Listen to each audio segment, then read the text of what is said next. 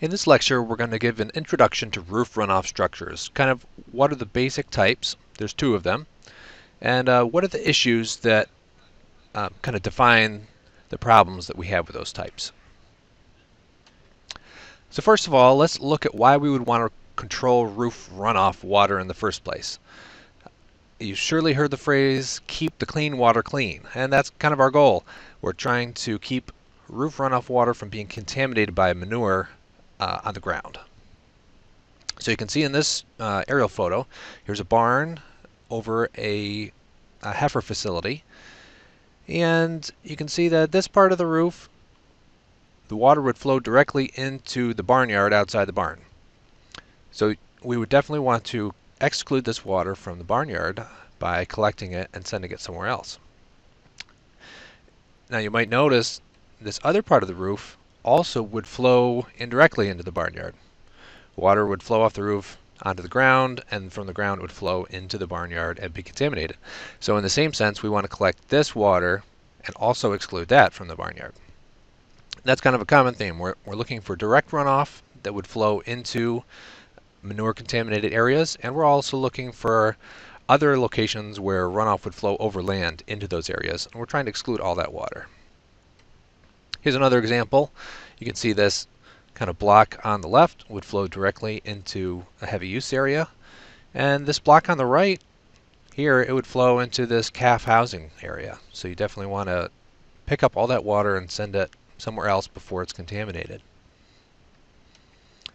Here's kind of the mother of all worst examples, two buildings with heavy use area barnyards in between.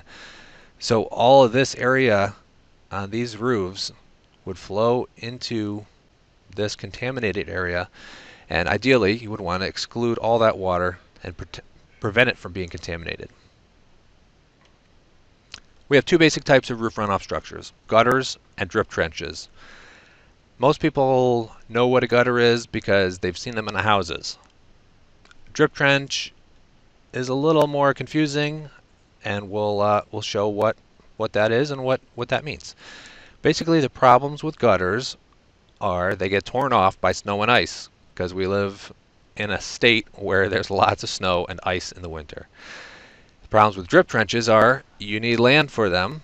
Okay, you can't have a barnyard right up against the building, and they tend to get clogged up with feed and bedding and whatnot. Let's take a look at some gutter installations to kind of give you an idea of what these look like on agricultural building. Here's a typical new install. It's a steel gutter with a steel downspout, comes back and comes into a PVC riser. And that's pretty typical. We'll have a PVC riser connected to a PVC subsurface drain that takes the water out away from the farmstead and outlets at a stable location. And here we're just protecting this feeding area from drip line runoff that would come down and hit this and potentially carry feed away out into the environment. Here's one on an existing structure, similar setup. It's a steel gutter connected to the eaves, and in this case there's PVC downspouts at intervals that connect back under the trusses into a PVC drain on the back side of this. Here's a very short example. Okay, when you're walking around the farmstead, you want to pick up all potential sources of roof runoff water, even the little ones. So this is just over a laneway coming out onto a heavy use area. It's very short, comes down into a PVC riser. Very similar to the other installations, but just a very short example. Here's a downspout to PVC adapter. That's an option if you want to use it. In most installations, we just support both sections and have it overlap by going down into it. Here's kind of the mother of all downspouts.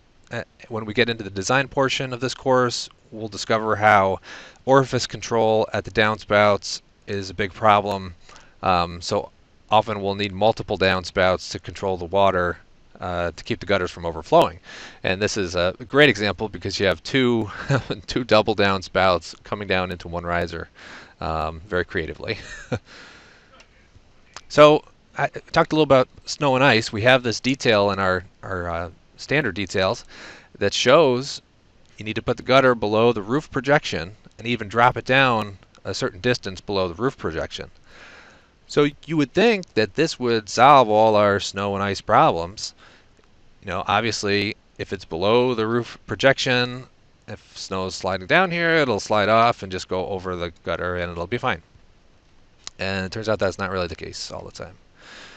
Here's kind of what we think the snow would do, right? It just goes sliding off really fast in a straight line. It turns out it's not quite that simple. What really happens is it kind of breaks off as it comes over the edge, and as it breaks off and crumbles, that can hang up on the gutter and pull it off. And then the worst condition is this one, where heat from the barn melts the snow, makes a big ice dam, and it flows into the gutter, creates icicles, and then they break off and take your gutter down with it. So snow and ice in New York State is really a big problem.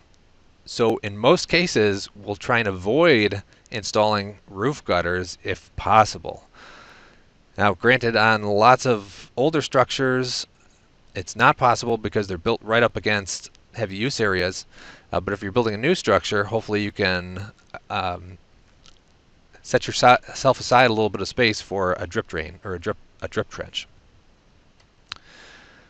So we're going to move into drip trenches and go over a bit of nomenclature.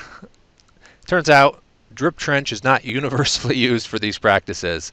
It's a pretty popular term in New York State. But they're also called a bunch of other things. Drip line trench, ground gutter, just a gutter, stone-filled trench, French drain, concrete channel, or infiltration trench. So if you see any of these related to roof runoff, they're all talking about a similar practice that maybe look a little bit different. A concrete channel obviously is going to be slightly different than a stone-filled trench or drip trench, but we'll cover examples of those in a moment. And then if you have a trench with stone in it, there's a good chance that you'll want a pipe in there to carry the water away. And that pipe can be called a subsurface drain, a French drain, tile drain, under drain, or obviously no drain if you're just trying to infiltrate all the water. So here's kind of an example of a drip trench on a newly constructed, this is either a covered heavy use area or a compost bedded pack, I'm not sure which. But you can see it's pretty nondescript. It's just a width of stone on, that's all you see from the surface is width of stone. It's supposed to be poorly graded. That means all the stone pieces are roughly the same size, so there's lots of pore space between the stones, meaning infiltration into this media is very fast, so it can get down through the media into the under drain or the subsurface drain. Here's another case with a building right up next to it. In this case, there's not too much room, but there's still room for a drip trench because there's not going to be animals inside here. There's just enough width, and you can get it in pretty tight if you need to. Here's one that's been in use for a little bit longer. You can see the vegetation starting to creep up on it. Grass is really tenacious. A lot of grass species send runners out, and they can just kind of creep up over this. Another condition is, this gets filled with silt or bedding or feed and clogs up. So those are some problems definitely watch out for. It's not a maintenance-free practice for sure. Here's one being installed, give you a sense of the possible depths. Certainly in this case, I would prefer that this pipe was a little more carefully laid in, but it's probably not too big an issue. Here's that same one fully installed. You can see it's just a width of stone under the drip line. So we kind of touched on the problems with drip trenches. They get clogged up pretty easily. If you have open sides to your structure, feed and bedding can get blown out, especially if it's separated manure. When separated manure bedding gets wet, it kind of turns back into manure, and that's really clogs the stone voids. Also, soil, dirt, just dust from the environment can get blown in there, and vegetation can creep over or establish itself in whatever's clogging it, and really mess up your infiltration in that. And finally, we kind of touched on gutters as a ground gutter. So this is a concrete channel underneath the drip line, and this works just fine too. So water comes off the edge, comes into this channel, it goes down to a drop inlet and gets carried away someplace safely. Here's another example of that. Really tight space, hits the gutter, comes out, and it's carried away. So these are both perfectly valid examples of roof runoff structures, and they would be found in the standard under the section called drip trenches. It's a little bit confusing, but just keep in mind that you can do lots of different options, not just a trench filled with stone. Now we're going to look at doing hydrology computations for roof runoff structures. This is a little bit different from the hydrology that we usually do for overland structures, and I'll show you how. First off, our design criteria is the 25-year, 5-minute rainfall event. That's in the standard. Technically, you can use a 10-year for some practices, but 25-year is going to be your most common used design storm. In the old days, we had these charts. These were right in the standard, and it had a map of the 5-minute rainfall for various locations across the Northeast, and you could look up and figure out your closest line, and then go to this table, and it would tell you your peak discharge of CFS per 1,000 square feet of roof area. And that's pretty handy, and these numbers are still fairly accurate. You know, this range, 0.45 to 0.6, is still a pretty good range for most of the state. But we have better data now, and we should be using the better data. So that comes from precip.net, and I'm going to show you that now.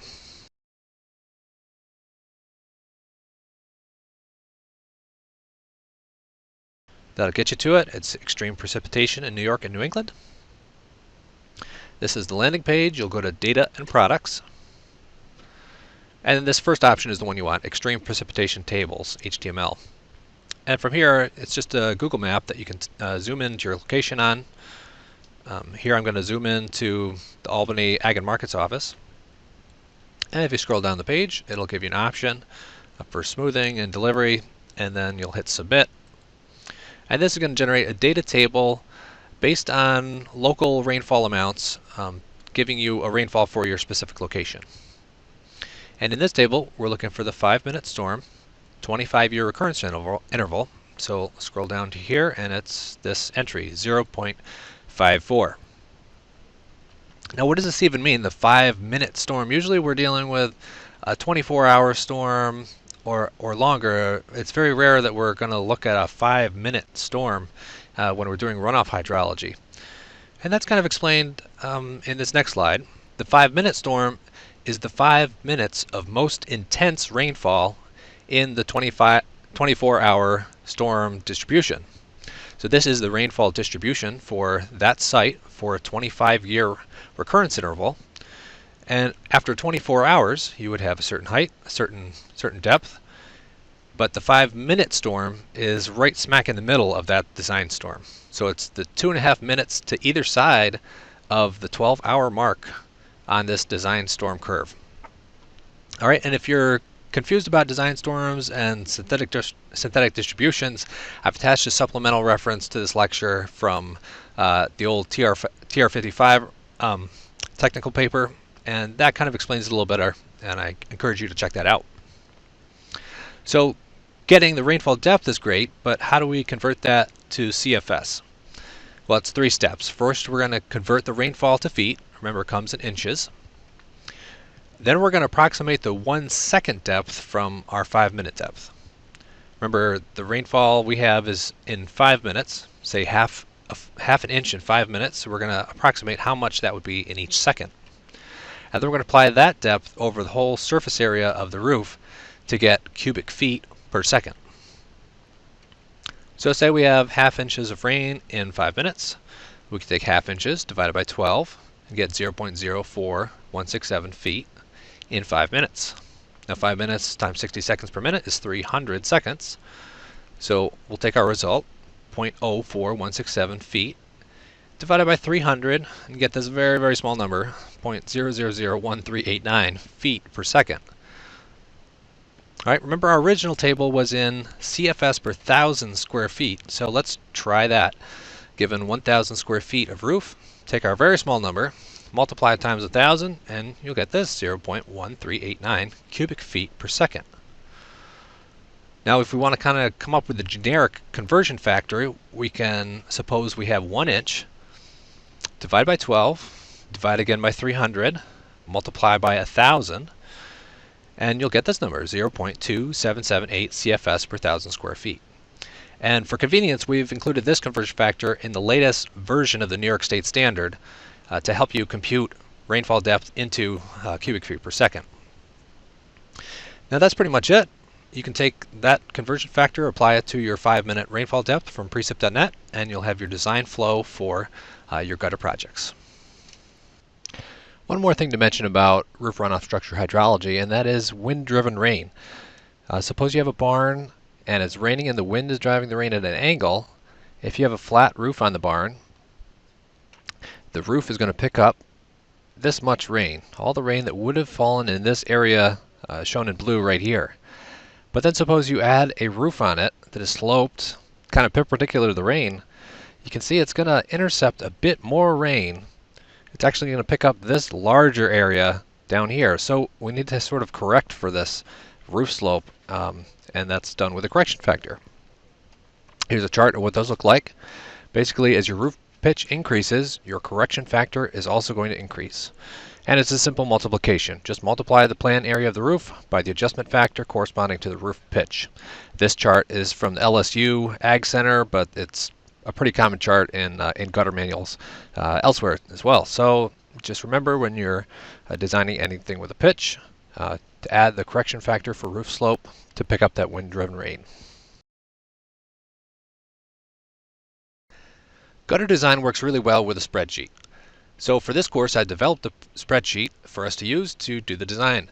Now, in order to use that spreadsheet, we got to cover a few basics. There's 2 formulas that we need to learn, and then we need to think a little bit about gutter configurations and how the downspouts can be located in order to understand how many intricacies need to go into the spreadsheet.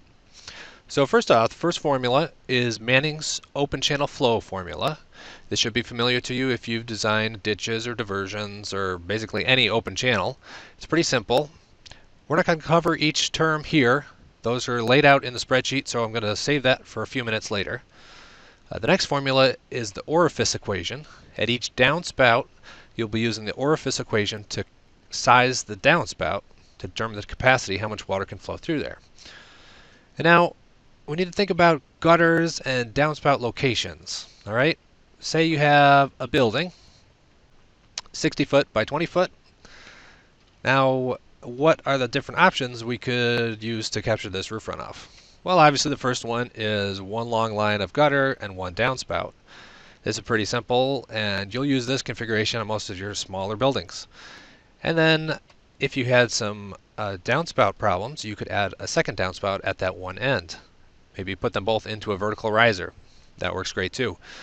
Now here's a slightly different configuration, one downspout in the middle of the building. Maybe you have a convenient place to outlet in the middle. Who knows? And see, in this case, the gutter is only going to pick up half the roof area now, but the downspout is going to pick up, runoff from both these stretches. So the downspout will pick up the entire roof, the gutter only half the roof. Go to this, and it's kind of the same thing. There's 2 downspouts. Each downspout picks up half the roof, but each gutter only picks up a quarter of the roof. So the way we get around this problem, the way we form it into a generic worksheet, is to start thinking about runoff off the roof in a lineal feet basis. So each foot of roof edge is going to produce a certain flow rate, and we want to know how many feet along the roof edge of that flow rate can each gutter and downspout pick up. And that's worked in the spreadsheet, and we're going to go check that out now. And here we have the gutter design worksheet. It's pretty big. On the right side, There's design references and some charts and tables we'll use on our way. And on the left is all the design inputs where you do your calculations. So let's zoom in on that and get to work. The first thing you'll do is put in your 5-minute rainfall. Remember, you can get that from precip.net. And that's in inches. For most of New York State, it's going to be about a half an inch for the 5-minute storm. And once you have your rainfall, input the plan area of the roof that you're designing for. In this case, let's assume it's 60 feet by 20 feet with 4 on 12 slope. So it's going to be 1,200 total square feet. A 4 on 12 slope gives us a roof, wind-driven rain correction factor up to 1260. And then the total length of the gutter, this is going to be important for later on, that's going to be 60 feet. So that'll give us a total flow of 0.175 CFS and a flow per linear foot of about 0.003. Now the first step is to compute the size of our selected gutter. So in this case, we're going to start with 6K, try that out, see what the size is using Manning's equation.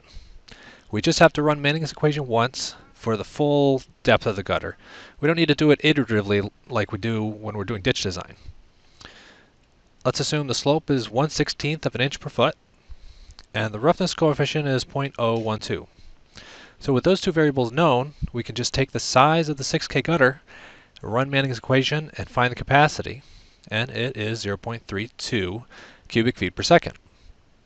Just looking back to our design flow rate, you'll see 0.32 is quite a bit bigger than 0.175.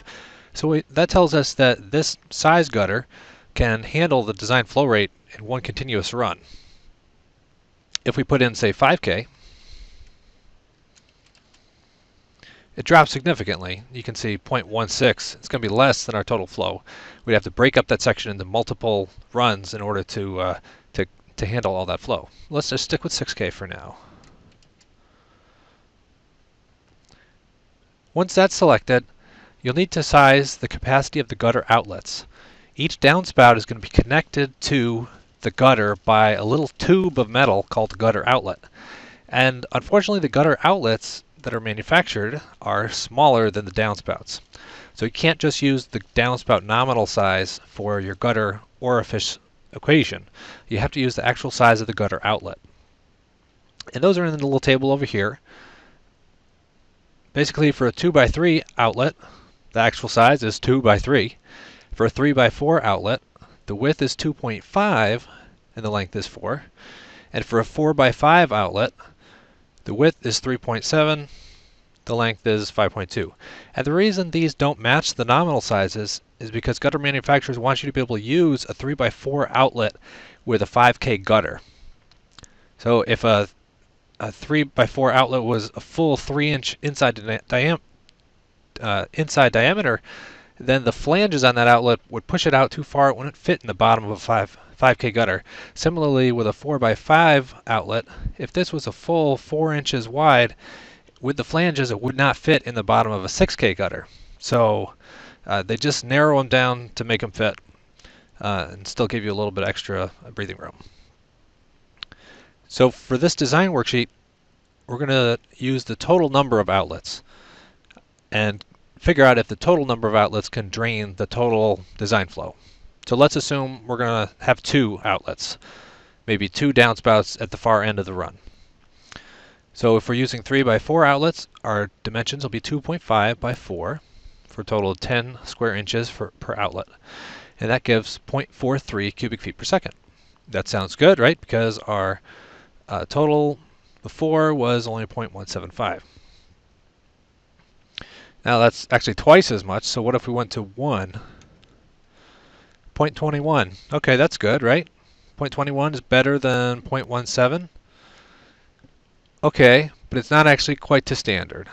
That's where this next section comes down. In this case, the capacity of the system is controlled by the downspout, and in the standard it says that your downspouts must have equal to or greater than the capacity of the gutter. Basically, it needs to be gutter controlled. The gutter has to be the limiting factor in the design. And that kind of makes sense. You don't want the gutter overflowing and getting water all over the fascia board just because the downspouts aren't sized right. So that's kind of the logic behind that. So in this case, we're going to need 2 downspouts, not 1. And that's how this calculation here works. It's just the capacity of the gutter over the capacity of the downspouts to determine whether the gutter is the limiting factor or the downspout is the limiting factor. All right, and then the final part of the design is determining whether, determining what length of roof edge your gutter and downspout can pick up. Basically, in this case, I've already run the numbers, so I know it works. The run of design gutter is 112 feet, and the run of design downspout is 150 feet. So if we have 2 downspouts, we can pick up 150 feet of roof edge from this roof that we've put in. We could pick up 112 feet with the gutter. And this is important when you have multiple downspouts. Say you have a larger roof, say it's 2400, so a 60 by 40 roof. Then these numbers decrease significantly. So now the gutter we chose, the 6K, it can only drain 56 feet of roof, which is less than the roof length. Our downspouts are still in good shape. They can pick up 75 feet of roof. So you'll use these numbers to kind of lay out where your downspouts need to be, whether they need to bisect the building or have multiple along the building. These numbers will help you decide which where to place your downspouts and what size downspouts you can get away with. The last part of the worksheet is for outletting to an underground outlet. Technically, you will need Conservation Approval Authority for underground outlets to do this, but this is a good reference just to have in the worksheet. It's a table over on the right, and it just gives gravity flow for smooth pipe at various slopes, and you can use the flow rate through your system to size an underground pipe to deliver it out to a suitable outlet. That's pretty much it. I want you to download this worksheet and check out the formulas, see what happens when you change different entry boxes. Really try and get a feel for how the spreadsheet works, and if you find any mistakes, let me know. Now we're going to look at some gutter construction issues. In this lecture, we'll cover gutter drop, hanger types, downspout outlets, multiple downspouts, riser connections, and splash pads. So for the first thing, gutter drop. The gutter is going to drop along your structure because it needs to slope downhill to the outlet. Unfortunately, we want to prevent it from starting too high, and we want to prevent it from going too low. If it's too high, snow and ice sliding off rip it off, and if it's too low, rainwater that runs off the roof will overshoot the gutter. It'll just completely bypass it. So a good rule of thumb is not to let your gutter drop more than 4 inches or so. And this is computed on that spreadsheet that I just showed down at the bottom. So just keep it to about a 4-inch drop and you should be fine. Now gutter hangers are an interesting topic. If you see a lot of older gutters, they might be installed with this system here, the spike and ferrule. Now this is basically a ferrule that goes inside the gutter, and then the spike is driven through the gutter walls into the ferrule all the way through and into the wood behind it. The problem with this is that there's not much holding power, and also it's not expansion friendly. The physical connection between the fastener and the gutter means it can warp and twist when it's trying to expand. All these other systems, they don't have a direct physical connection to the gutter, so the gutter can slide back and forth as it expands and contracts with the heat. So these 3 other options are basically fine. The hidden hanger is seen a lot on residential structures. It's probably the weakest of these options. The bracket and strap is a good one. If you don't have wood fascia boards or good rafter tails attached to, these 2 are good options: the strap and hanger, or the rod and nut hanger. So basically these 2 I'd say are the strongest. This one's probably okay for a lot of installations too. And in your specs, you want to specify that you do not want spike and ferrule hangers put up. These are still available, certainly for sale for rehabbing old projects. So just write in your specs that you don't want these. Now the gutter outlets, you want to make sure in your specs that you say you do not want round outlets for rectangular downspouts. It's a lot easier to install a round outlet in a gutter. You can just use a hole saw and cut right through it. But you are going to lose a lot of hydraulic capacity that way. So make sure you're using rectangular outlets for rectangular downspouts. And here's a good size comparison between the 2x3 outlet and the 3x4 outlet. Obviously, if this dimension here is 3 inches, then this dimension here cannot be 3 inches. And it's not. It's only 2.5 inches.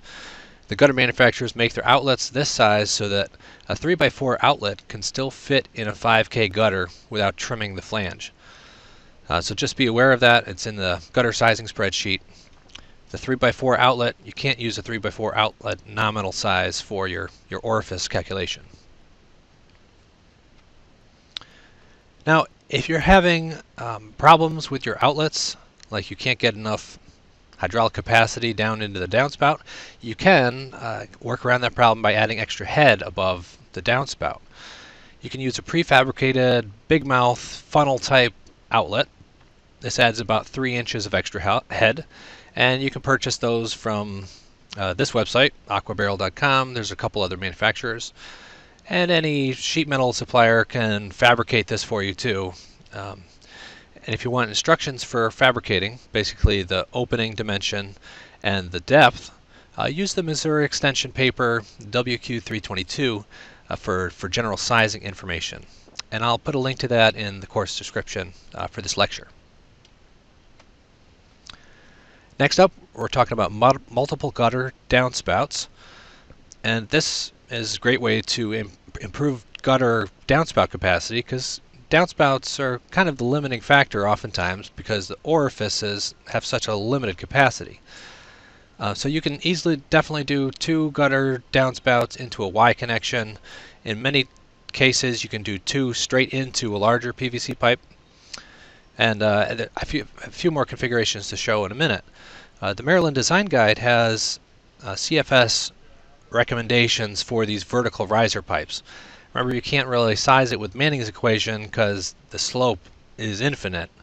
So for a 4-inch PVC, you can do up to 1 CFS, 6-inch to 2.5 CFS, 8-inch PVC up to 4.8 CFS. So keep those flow rate guidelines in mind when you're dumping multiple downspouts into a single riser.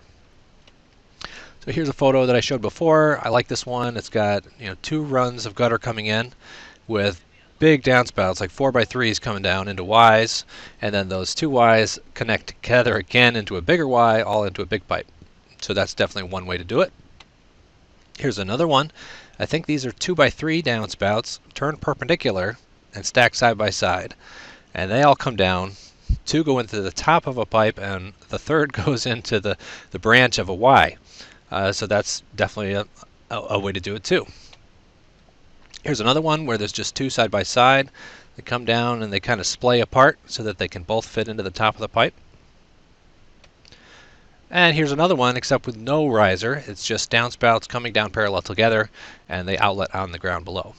So basically, the limit is your imagination for these downspout configurations. Whatever you want to do, as long as you're getting the downspouts from the gutter down to the ground or into a pipe somehow. Now, pipe connections are something to note. They make these adapters to connect downspouts to PVC or HDPE pipes. But should you use them? Should you bother? Well, I think you should. If you only have one downspout coming down and you need to connect to a riser like this, you should go ahead and use an adapter. It'll kind of clean up the system, make it nice and tight. It'll keep children from dropping their toys in there or other random stuff getting in. So definitely go for an adapter if you only have one pipe coming down.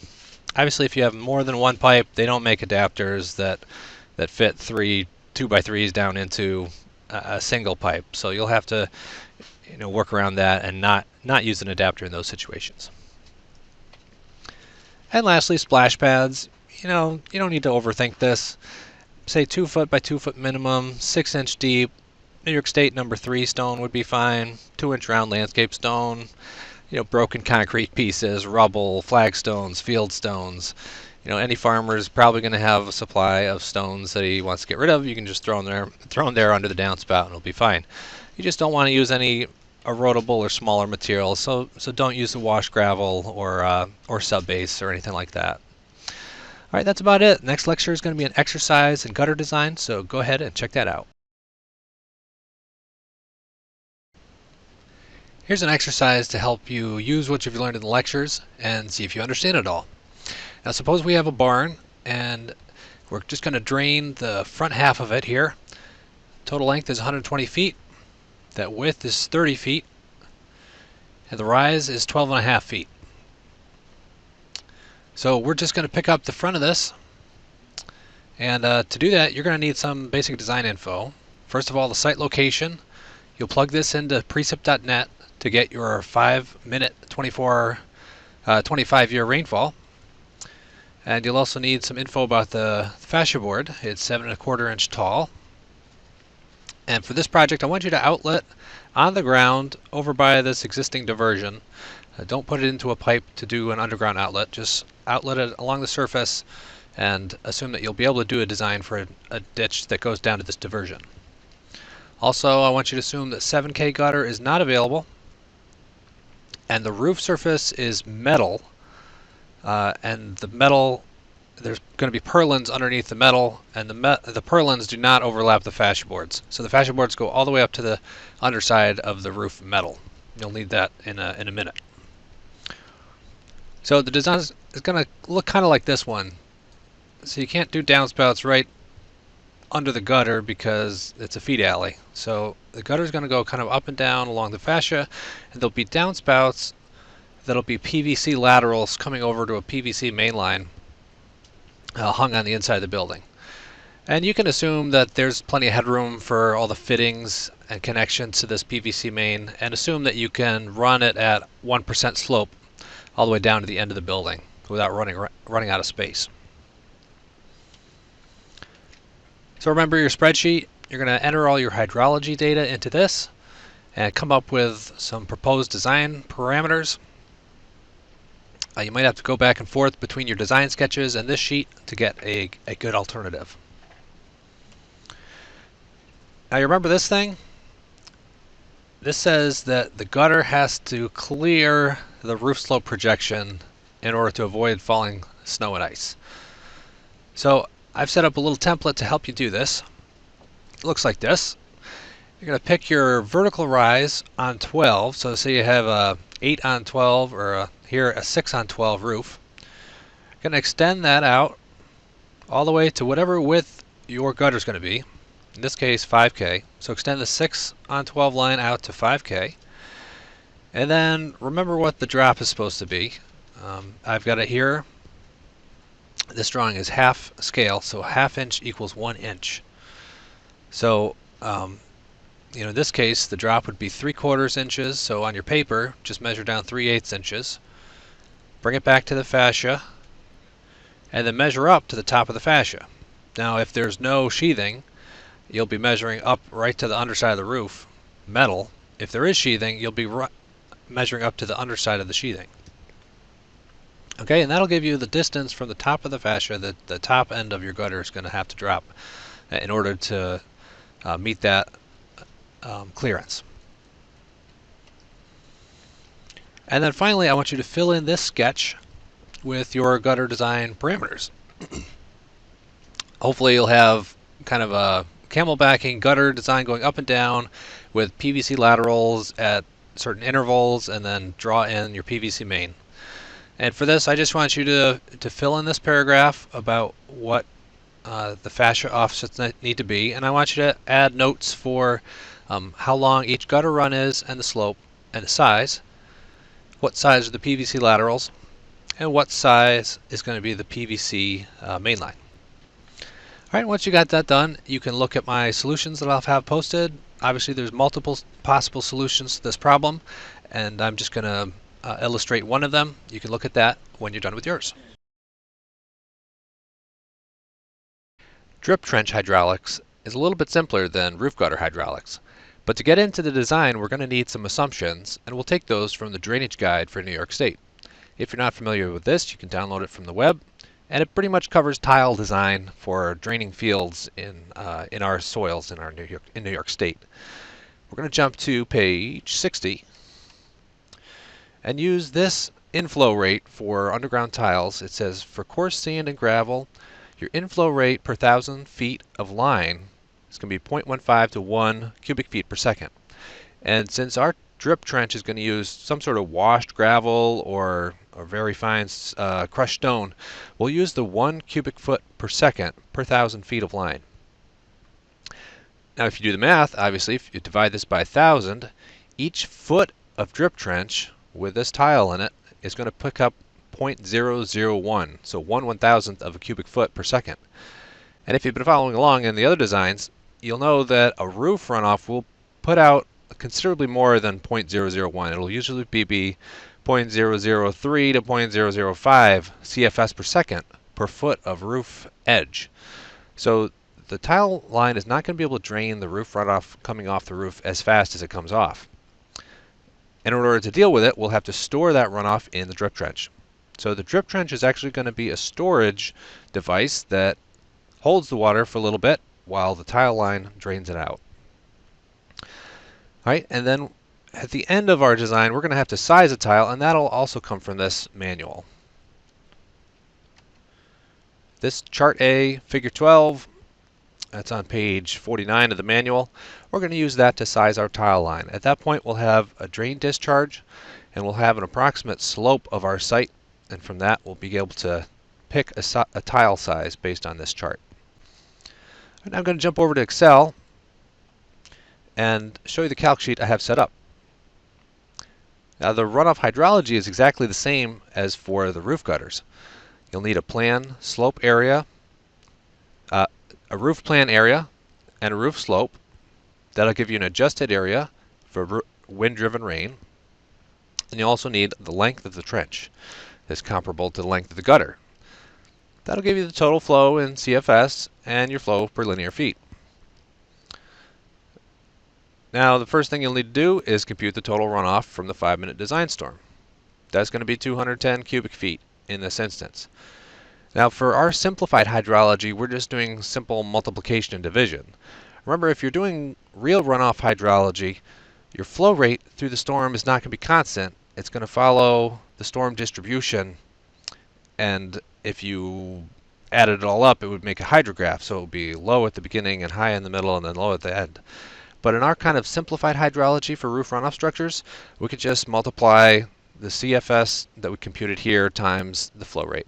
Alternatively, we could just take the 5-minute rainfall, send it over the whole area, and get our total cubic feet. Now once we have that, we can do the width and depth of the trench and find a storage volume that will work. So in our case, let's try 2 feet wide, 1.5 feet deep. And our depression, this is an optional design element. If you have room for it, you can put a little berm on the outside of the trench, and that'll capture water and allow it to soak in into the tile. And this depression area is actually very effective because it's not filled with stones. So let's do that at 0.5 feet, 6-inch depression. And then the void ratio, this is typically taken as 0.4 for stone trenches, for infiltration trenches that treat stormwater, for drip trenches. 0.4 is a reasonable estimate of the void ratio in uniformly graded stone. And then our pipe diameter, this is not going to be area available for storage right away, so we'll put that in as 4 inches.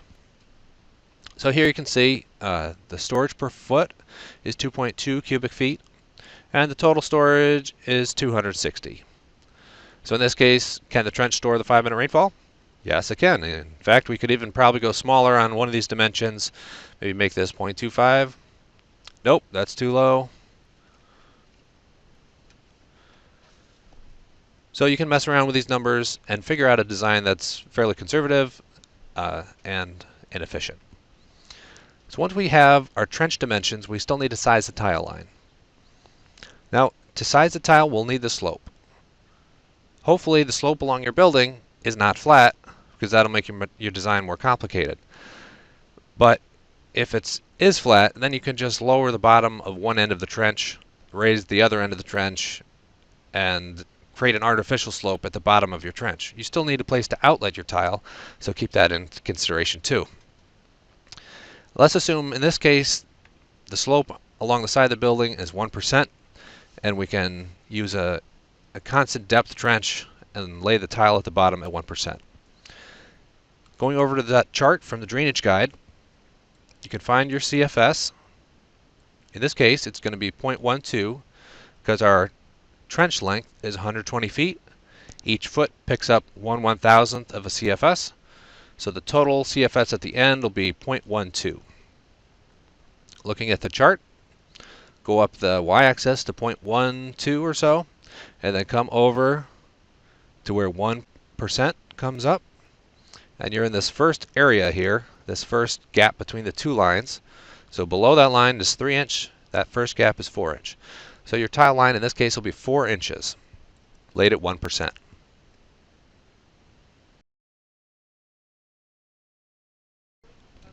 So drip trenches are pretty simple. You've got a stone trench with a pipe in it that drains water out. We're just going to cover a few of the construction design tips that need to go into building them. There's just a few hang-ups where you might get stuck. First of all, what do you put in the trench?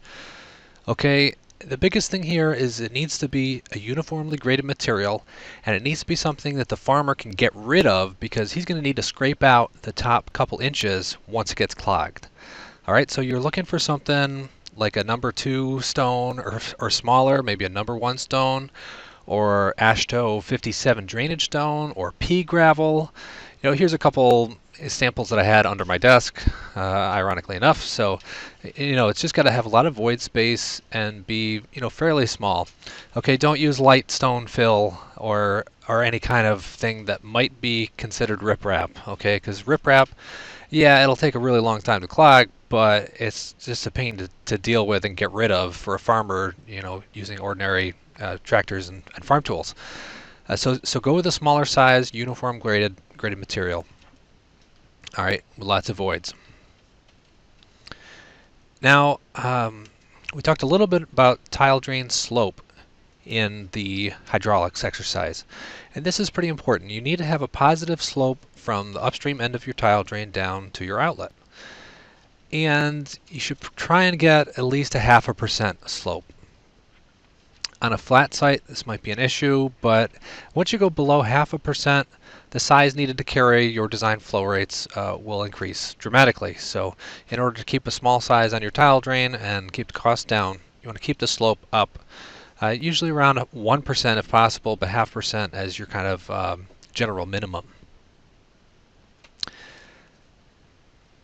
Now, if you're on a level grade, you might need to modify your trench a little bit. You might not be able to have a uniform depth all the way through. So if this is the case, you'll need to raise the bottom at the upstream end and lower the bottom at the downstream end so that you can outlet and still have positive slope from upstream to the downstream. And if that's the case, then your trench is going to look like a trapezoid from the side, and that's fine.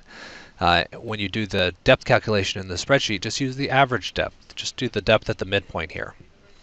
Remember, we don't want to infiltrate water, so don't have extra stone reservoir below this pipe.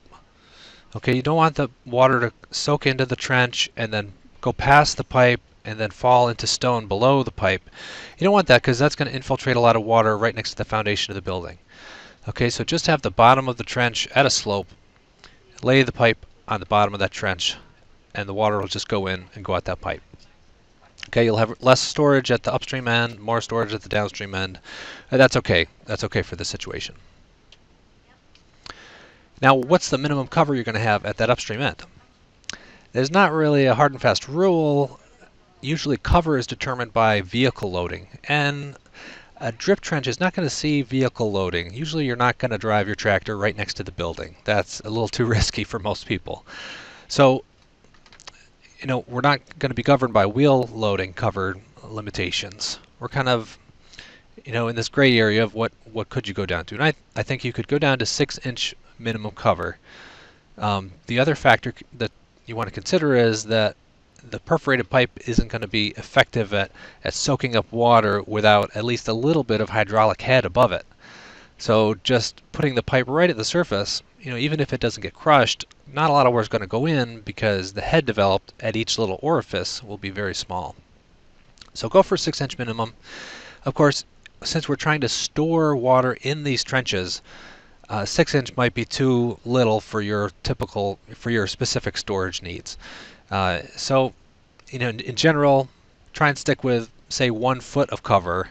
Use 6 inches a minimum if you really need it. Definitely, if your slopes are giving you a problem and you really can't outlet it anywhere on the site, go back to your rain gutter alternative and just do rain gutters with a surface outlet. Next, I want to talk a little bit about where on the offset from the building you should put your drip trench. Okay, in most cases, you're going to put the drip trench right up against the foundation of the building. Like this case, there's actually no room anywhere else. It has to go there. So a lot of the times, most of the time, you're going to have it right up against the building foundation. Okay, if you have a building with a large overhang and it's offset from the foundation, don't put it directly under the drip edge. Put it offset a little bit outside away from the drip edge. Okay, so when you have a big storm and the water comes down the roof and shoots off the edge, it's not going to come straight down right at the drip edge. It will for smaller storms, but for bigger storms, it's going to shoot off the edge and arc down and hit the ground. So if you put your drip trench a little bit offset outside away from the drip edge, that'll be best. Say 1/3 the width or 1/4 the width. Push it outside the drip edge. In this case, I don't think they intended to do that. I think this does go all the way up to the foundation, but these are just weeds and stuff that's growing in here in the crack. And that's another maintenance issue. Definitely, you don't want this stuff growing because it'll decompose, fill in the void spaces, allow more stuff to grow, and you'll have to clean this top layer out. And here's my one other slide on maintenance. I couldn't really find some good shots with drip trenches that were totally failing. But this is one that's on the way. You see, it's got little bits of grass and weeds growing up in the void spaces, and that means the void spaces are clogged with soil. And you definitely don't want that because it won't soak up water and get it down into that underdrain. So in this case, these top areas where there's stuff growing, it needs to be scraped out, replaced with similar material, and then the drip trench will function properly. All right, that's it for this. The next exercise is a worksheet to get you through a quick drip trench design, so check that out.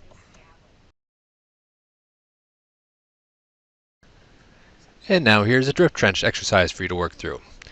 Now, if you did the gutter exercise, you'll notice this is quite familiar. It's the same building shape, size, roof area. You're going to need this width and length to do the drip trench worksheet. And you'll also need this outlet elevation because you're going to be outletting your pipe underground instead. So plan to place your drip trench along the side of the building. You'll notice the elevations along the side are continuous. It's a constant slope. And then assume that you can outlet with proper cover to this diversion over here at an elevation of 90. So just like with the gutter exercise, you're going to fill in your hydrology data and fill out the worksheet. That'll get you most of the way. And then, like the gutter project, you'll sketch in your design on an elevation view. There's really a lot less involved in a drip trench design, so just feel free to sketch in whatever you'd like.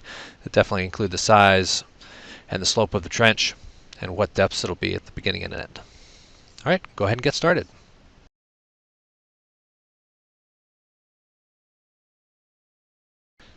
All right, now it's time to do the course project and see if you've learned everything I've intended for you to do. Now, when you finish all this work, I need you to scan it and email it to me or mail it to me at the state office in Albany. The address is at the end of the slideshow.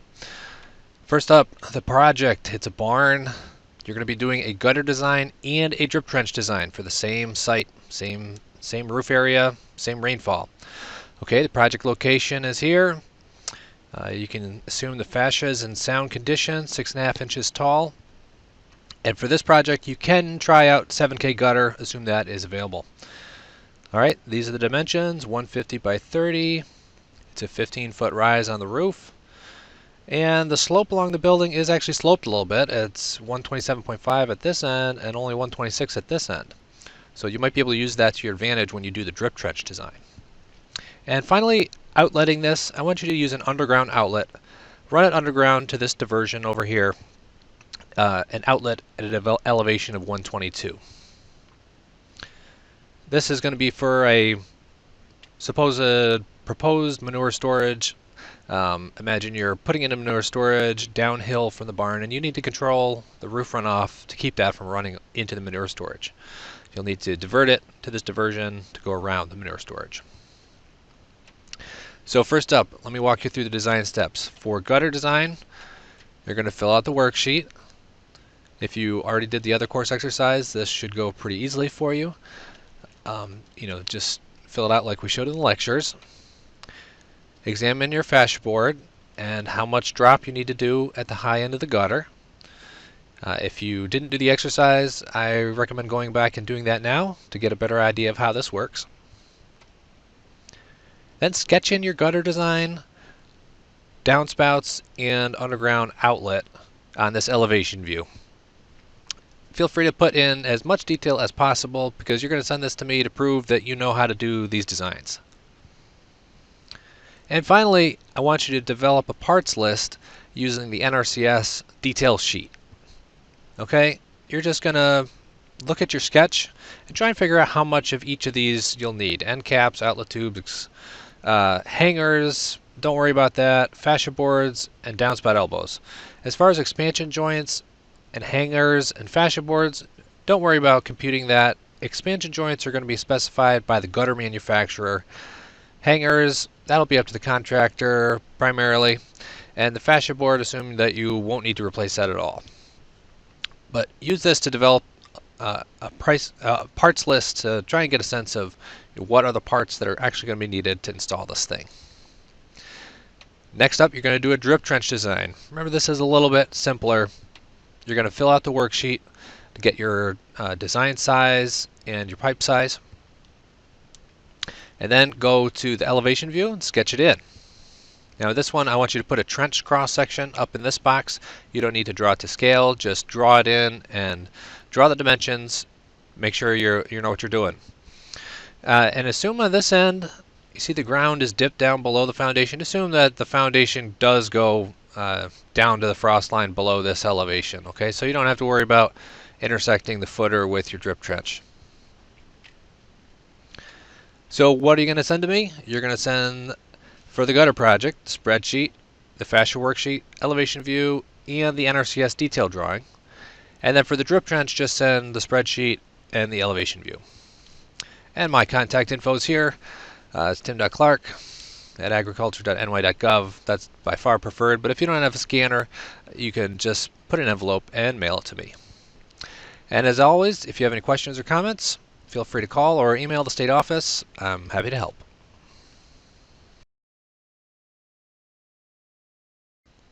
So now you've finished the course, and hopefully you want to know lots more about roof runoff structures. Well, the good news is there's several gutter design references that I can refer you to. Unfortunately, there aren't really any drip trench references out there, so you're going to have to consult your local NRCS engineer for that.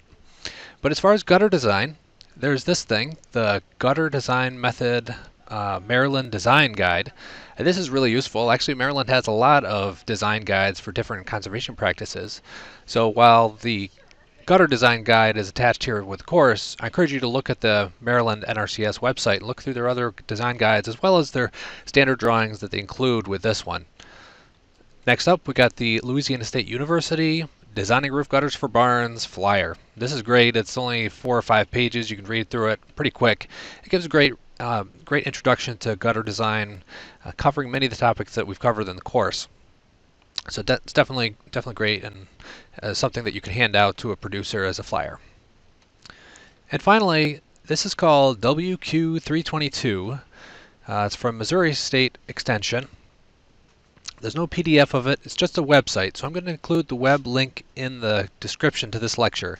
You can click on that, and it's a pretty long page. It covers most of the things that are also in the LSU flyer, but from a different perspective and with some different terms and amounts. So definitely check that out too. And finally, go to your NRCS state, area, and county engineering staff. They're going to have lots of local experience with these practices. And if you're not in a state if you're not in New York State, they're going to have local design knowledge that'll be very valuable for your designs. All right, good luck.